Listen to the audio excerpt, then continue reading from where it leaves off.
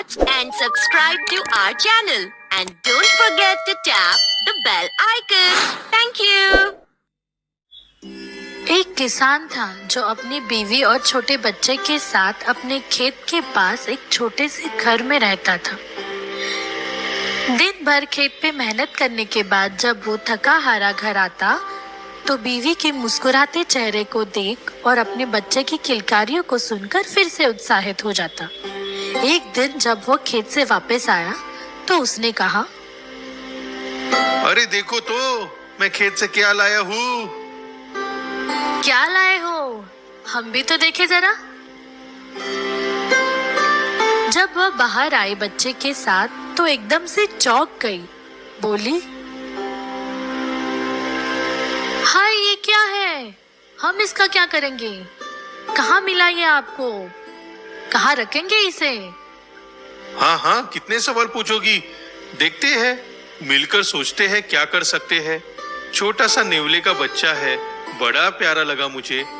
सोचा अपने छोटू के साथ पाल लेंगे, उसका दोस्त बनेगा, साथी बनेगा, भाई ही कह लो। वो सब तो ठीक है, पर ये रहेगा कहाँ? कहाँ रखेंगे इसे? अपने सामने वाले कमरे में रह जाएगा। उसे छोटू के साथ सिखाएंगे तो सीख जाएगा। तुम बिना चिंता किए छोटू के साथ उसे प्यार देती जाओ। जो भी अच्छी बात सिखाने का मन करे दोनों को ही सिखाती जाओ। देखते हैं थोड़ी दिन कैसे चलता है। बीवी मन में थोड़ी डरी सी थी, पर अपने पति की बात पर विश्वास करने को तैयार हो गई। कुछ दिन बीते, फिर हफ्ते, होते होते एक साल भी चला गया। छोटा नेवला गबरू अब आकार में पूरा बड़ा दिखाई देने लगा और किसान के परिवार का एक अटूट हिस्सा भी बन गया था। वह किसान के बेटे छोटू से भी अच्छी तरह से घुल मिल गया। दोनों में काफी अच्छा लगाव हो गया था। दोनों साथ खेलते, खाते पीते और फिर एक साथ सोने भी लगे थे। किसान की पत्नी का डर भी शांत हो गया था और उसने गबरू को दिल से अपना लिया था। इतना कि अब वो कभी कभी छोटू को घर पे गबरू के भरोसे छोड़कर बाहर जाने लगी थी। कभी खेत पर तो कभी बाजार हो आती। एक दिन ऐसे ही उसे कहीं जरूरी काम से जाना था। वह सुबह से सारा काम निपटाने में लग गई। उसने किसान से कहा कि उसे जाना होगा, तो वह भी बोला, कोई बात नहीं, तुम अपने गबरू को समझा देना कि उसे छोटू का ख्याल रखना होगा और फिर जाकर आना। पत्नी ने जल्दी जल्दी खाना बनाया, दोनों बच्चों को खिलाया और फिर तैयार होते होते गबरू से बोली, गबरू बेटा, मुझे जरा जरूरी काम से बाहर जाना है। तुम अपने छोटू का ख्याल रखना, ठीक है? गबरू ने ध्यान से माँ की बातें सुनी और तुरंत ही छोटे के पास जाकर बैठ गया। पत्नी गबरू की तरफ देखकर प्यार से मुस्काई और उसके सर को प्यार से सहलाकर अपने काम के लिए निकल पड़ी।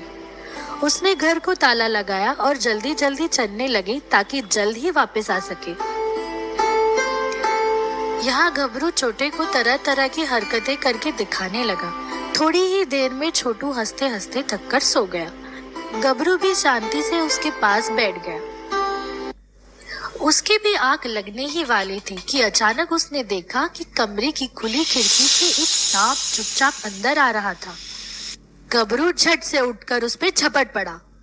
सांप भी कोई साधारण सांप ना होकर एक नाग था। वह भी अपना फन निकालकर गबरू को डसने की कोशिश करने लगा।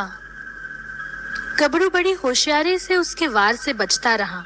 उसकी फुटकार से बचते बचते वह उसको अलग अलग जगह पे काटता रहा। जब कभी नाग छोटू की तरफ बढ़ने लगता, गबरू उसे अपने नुकीले दांतों से दबोचकर पीछे खींचता। इस तरह काफी देर तक जूझने के बाद गबरू ने नाग को लहूलुहान कर दिया, इतना कि वह धीरे धीरे सुस्त होने लगा और आखिरकार उसने दम तोड़ दिया।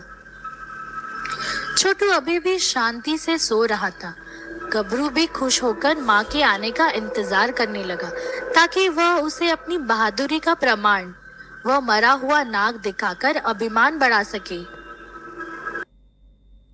वह इस बात से बिल्कुल अनजान था कि नाग को काटते काटते उसका मुंह लहू से भर गया है, लाल लाल हो गया है। सिर्फ उसे मार गिराने की वजह से वो बहुत खुश था और इसी खुशी में वो छोटू को प्यार से देखते हुए उसके पास बैठ गया। थोड़ी ही देर में उसे घर का ताला खुलने की आवाज सुनाई दी। वो लपक कर उठा और दौड़ते हुए दरवाजे के सामने जा खड़ा हुआ। जैसे ही दरवाजा खुला और माँ ने उसे देखा, वो चिल्ला पड़ी, अरे ये क्या हुआ? क्या किया तूने छोटू के साथ? मैंने तुम्हें उसके भाई की तरह पाला, कभी तुम दोनों में फर्क नहीं किया और तूने मुझे ये दिन दिखाया। मैं उसे तेरे भरोसे छोड़कर गई थी। बेचारा गबरू माँ का यह रूप देखकर बहुत घबरा गया, पर बेजुबान जानवर और कट्टा भी क्या, चुपचाप मार सहता रहा। आखिर माँ बोली, दूर हो जा मेरी नजरों से, फिर कभी अपना मुंह मत दिखाना मुझे, कभी इस घर में कदम मत रखना। गबरू ने कोशिश की कि माँ को अंदर के कमरे में ले जाए, पर माँ फिर चिल्लाई, अब फिर वहां क्या करने चाह रहा है? चल निकल यहाँ से। आखिर गबरू हारा हुआ घर से बाहर चला गया। एक दो बार उसने पीछे मुड़कर भी देखा कि कहीं माँ का विचार बदल गया हो तो वह उसे सच्ची बात दिखा सके,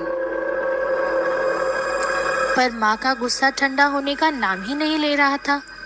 तब वह निराश होकर घर से दूर चला गया। तभी माँ को छोटू के रोने की आवाज आई। उसके हाथ से लकड़ी छूटकर नीचे गिर गई और वह भागती हुई अंदर के कमरे में गई। वहां का नजारा देखते ही उसे पता चला कि असलियत क्या थी, क्या हुआ था वहां। वह दर्द से रो पड़ी, बिलखती हुई दरवाजे से बाहर भागी कि कहीं गबरू रुका हो तो उसे वापस घर ले आए। पर गबरू ने फिर एक बार माँ की आज्ञा का पालन किया था। वह घर के आसपास कहीं नहीं था। ये बात वह माँ कभी भुला नहीं पाई कि उसने जल्दबाजी में एक बहुत बड़ी गलती कर दी थी, जो वो जिंदगी में कभी सुधार नहीं पाएगी। तो बच्चों, पूरी बात जाने बिना कभी अपना मत नहीं बनाना। अगर आपको वीडियो पसंद आया तो सब्सक्राइब करना मत भूलना।